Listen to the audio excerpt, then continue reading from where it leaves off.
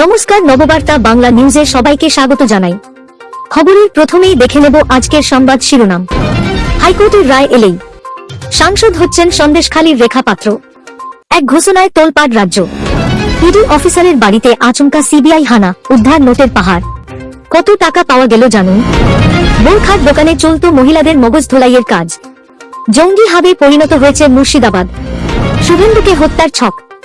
বিরোধী দলনেতার জন্য bullet proof গাড়ি ও 22 সশস্ত্র কমান্ডো। বীরভূমে কচ্ছপের মাংস খেয়ে মৃত প্রৌঢ়, হাসপাতালে ভর্তি পরিবারের 6 জন। মুকুটমণিপুরে পর্যটন স্থলের আশপাশেই ঘুরছে জিনাত। আতঙ্কে কাঁটা পর্যটকরা। বাড়ি বাড়ি গিয়ে ভাড়াটেদের পরিচয়পত্র সংগ্রহ করবে পুলিশ। বিরাট নির্দেশ লালবাজারের। সংবাদ শিরোনামগুলো শুনছিলেন, এবার জানাবো পুরো সংবাদ। প্রতিদিনের খবরের টাটকা আপডেট পাওয়ার জন্য আমাদের নববার্তা ইউটিউব চ্যানেলটিকে সাবস্ক্রাইব করুন।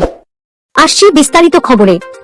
সন্দেশখালীর প্রতিবাদী গৃহবধূ রেখা পাত্র বর্তমানে বিজেপি নেত্রী। 24 লোকসভা ভোটে বসিরহাট থেকে তাকে দাঁড় করিয়েছিল গেরুয়া শিবির, তবে জয়ের মুখ দেখতে পারেননি। বিরাট ব্যবধানে জয়ী হয়েছিলেন তৃণমূল কংগ্রেসের হাজী নুরুল ইসলাম। এদিকে তার প্রয়াণের পর আপাতত সাংসদহীন বসিরহাট। এই আবহে এবার রেখাকে নিয়ে হয়ে গেল বিরাট ঘোষণা। মুখ্যমন্ত্রী মমতা বন্দ্যোপাধ্যায় সন্দেশখালী সফর করতে চলেছেন। তার আগে শুক্রবার সন্ধ্যায় সংবাদ মাধ্যমের মুখোমুখি হয়েছিলেন রাজ্যের বিরোধী দলনেতা তথা বিজেপি বিধায়ক শুভেন্দু অধিকারী। সেখানেই রেখাকে নিয়ে বড় দাবি করেন তিনি। বিজেপি নেতা বলেন, কলকাতা হাইকোর্টে যে মামলা দায়ের হয়েছে তার রায় এলেই বসিরহাটের সাংসদ হবেন রেখা পাত্র। শুভেন্দু বলেন, আপনাকে ভোট দেবে পিঠে তৈরি করা শেখ শাহজাহান এবং তাঁর কোম্পানি। আমরা 7,000 ভোটে এগিয়ে রয়েছি। আগামী দিনে আরও বেশি ভোটে জয়ী হব। পদ্ম নেতার সংযোজন। রেখা পাত্রের করা যে মামলা কলকাতা হাইকোর্টে চলছে তাতে রেখা পাত্রের সাংসদ হওয়া স্রেফ সময়ের অপেক্ষা। অফিসারের বাড়ি থেকে নোটের পাহাড় উদ্ধার করল সিবিআই। অভিযোগ, ঘুষের টাকা নিজের বাড়ি এবং দপ্তরে গচ্ছিত রেখেছিলেন ওই ইডি কর্তা। তিনি পলাতক। তার ভাইকে গ্রেপ্তার করা হয়েছে। মূল অভিযুক্তের সন্ধানে তল্লাশি চালাচ্ছে কেন্দ্রীয় গোয়েন্দা সংস্থা। হিমাচল প্রদেশের সিমলার ঘটনা। সেখানকারই বাসিন্দা অভিযুক্ত ইডি অফিসার। সিনিয়র এক সিবিআই আধিকারিক জানিয়েছেন, অভিযুক্ত ইডি কর্তার হেফাজত থেকে মোট 1,10,00,000 টাকা নগদ উদ্ধার হয়েছে। তার মধ্যে প্রথম দফার তল্লাশিতে পাওয়া গিয়েছিল 54 লক্ষ টাকা ঘুষ হিসাবে, যা তিনি নিয়েছিলেন বলে দাবি। ওই দিনই তার ভাইকে হেফাজতে নেয় সিবিআই। একটি গাড়িও বাজেয়াপ্ত করা হয়। ছোটা সিমলার স্ট্রবেরি হিলসের রানী ভিলায় ইডি কর্তার বাড়িতে হানা দিয়ে এরপর আরও 56,50,000 টাকা উদ্ধার করা হয়। মুর্শিদাবাদ থেকে আসাম পুলিশের বিশেষ শাখা বাংলাদেশের আনসার গোষ্ঠীর 2 জঙ্গিকে গ্রেপ্তার করে কয়েকদিন আগেই। তাদের জিজ্ঞাসাবাদ করেই চাঞ্চল্যকর তথ্য উঠে এসেছে। তদন্তকারী আধিকারিকরা জানিয়েছেন, বেআইনি মাদ্রাসা তৈরি করে কিশোর কিশোরীর মগজ ধোলাই চলত। অন্যদিক মহিলাদের নিয়ে স্লিপার সেল বানানোর পরিকল্পনা ছিল জঙ্গিদের। তবে কিভাবে জঙ্গিরা স্লিপিং সেলকে ব্যবহারের পরিকল্পনা করেছিল তা জানার চেষ্টা করছে গোয়েন্দারা। মুর্শিদাবাদের হরিহরপাড়া থেকে মনিরুল শেখ ও আব্বাস আলী নামে 2 আনসারুল্লাহ বাংলা জঙ্গিকে গ্রেপ্তার করেছিল অসম পুলিশের এসটিএফ। জিজ্ঞাসাবাদের সময় ওই 2 জঙ্গি জানিয়েছে, মহিলাদের দিয়ে স্লিপার সেল বানানোর পরিকল্পনা ছিল তাদের। ধৃত জঙ্গি মনিরুল শেখের কাছ থেকে বেশ কিছু মহিলার মোবাইল নম্বর পাওয়া যায়। সেই বিষয়ে মনিরুলকে জিজ্ঞাসা করতেই এই চাঞ্চল্যকর তথ্য উঠে আসে। কিভাবে মহিলাদের মগজ ধোলাইয়ের কাজ চলত? ধৃত জঙ্গিরা এই প্রসঙ্গে জানিয়েছে, বিভিন্ন বোরখার দোকানের দোকানদারদের মাধ্যমে মহিলাদের জঙ্গিবাদে মগজ ধোলাইয়ের চেষ্টা করা হয়েছিল।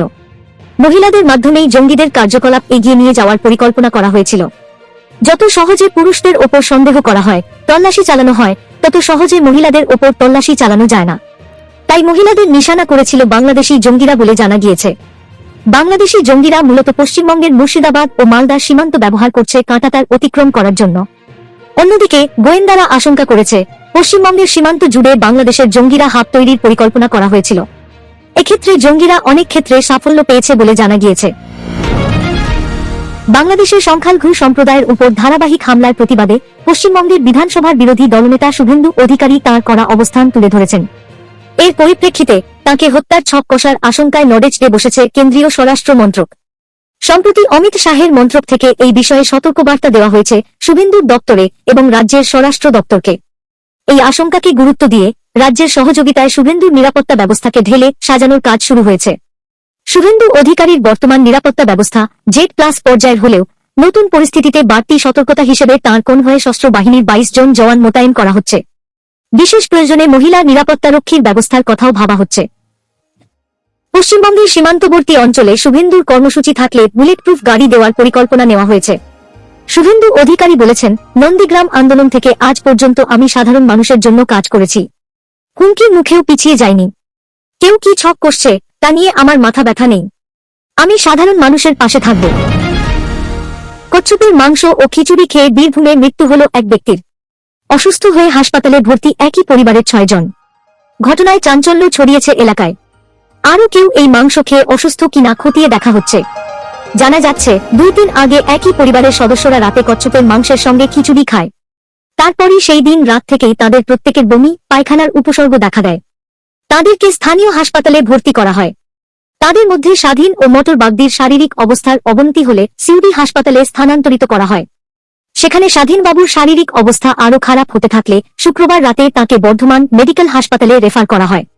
সেখানেই শনিবার সকালে মৃত্যু হয় তার। ব্লক স্বাস্থ্য আধিকারিক সব্যসাচী রায়ের জানান, এই মৃত্যুর কারণ শুধু খাদ্যে বিষক্রিয়া নয়, অন্যান্য শারীরিক অসুবিধার জেরে তার মৃত্যু হয়েছে। তিনি আরও জানিয়েছেন, বাকিদের মধ্যে 3 জনের অবস্থা এখন স্থিতিশীল, তাদের ছেড়ে দেওয়া হবে। বাকিরা দুবরাজপুর হাসপাতালে চিকিৎসাধীন, প্রত্যেকেই বিপদমুক্ত। সব্যসাচীবাবু জানিয়েছেন, গ্রামে আর কেউ অসুস্থ কিনা তা দেখা হচ্ছে। বর্ষশেষে বাঁকুড়ায় পর্যটকের ভিড়। বহু মানুষ ছুটি কাটাতে ভিড় জমিয়েছেন মুকুটমণিপুরে। এই পরিস্থিতিতে ডেরা বদল করে বাঘিনী জিনাত পৌঁছে গিয়েছে মুকুটমণিপুরের কংসাবতী জলাধারের কোল ঘেঁষা রানীবাঁধ ব্লকের বনপুকুরিয়া ডিয়ার পার্কের কাছে গোপালপুর এলাকায়। আতঙ্কিত পর্যটকরা। কোনো বিপদ আটকাতে সতর্ক বন দপ্তর। ইতিমধ্যেই বন দপ্তরের তরফে 8-60 নিরাপত্তার বন্দোবস্ত করা হয়েছে। বন দপ্তরের তরফে মাইকিংও করা হচ্ছে। জলাধার পেরিয়ে ডিয়ার পার্কে পর্যটকদের যেতে নিষেধ করা হয়েছে।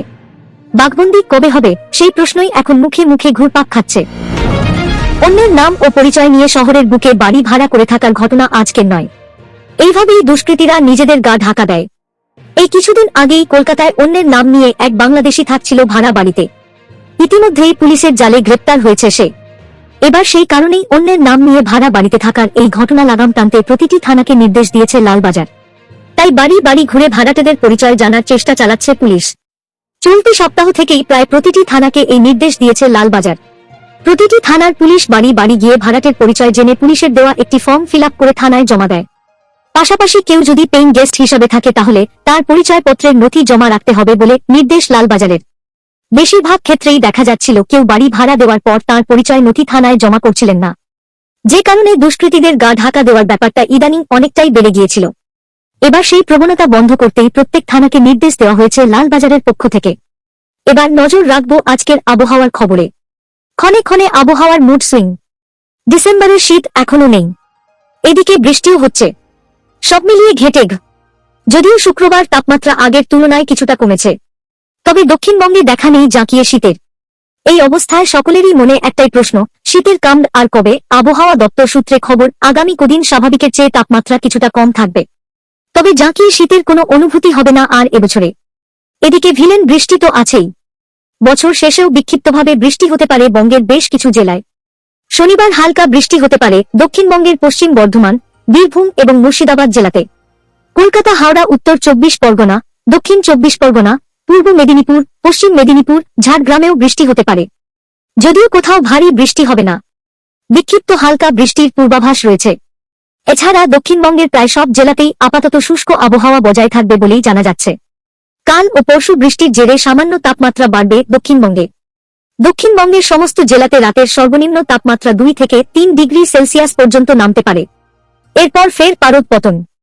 রবিবারের পর নামবে পারদ। নতুন করে পশ্চিমী ঝঞ্ঝা ঢুকছে, এরই প্রভাব পড়তে পারে বাংলায়। এদিকে উত্তরবঙ্গে শুক্রবার সামান্য বেড়েছে তাপমাত্রা। আবহাওয়া দপ্তর জানাচ্ছে, আগামীকাল ও তারপরের দিন অর্থাৎ 28 ও 29 তারিখ জলপাইগুড়ি এবং কালিম্পংয়ে বৃষ্টি হবে। এছাড়া বাকি সব জেলায় শুকনো থাকবে আবহাওয়া। উইকেন্ডে তুষারপাতের সম্ভাবনা রয়েছে দার্জিলিংয়ে। বাকি কোনো জেলায় আপাতত বৃষ্টি হবে না। পরবর্তী সংবাদ দেখার আমন্ত্রণ জানিয়ে এখনকার মতো শেষ করছি। নববার্তা বাংলা সংবাদ নিয়মিত দেখতে এবং অথেন্টিক টাটকা খবরের জন্য চ্যানেলটিকে সাবস্ক্রাইব করে রাখুন। ধন্যবাদ সবাইকে।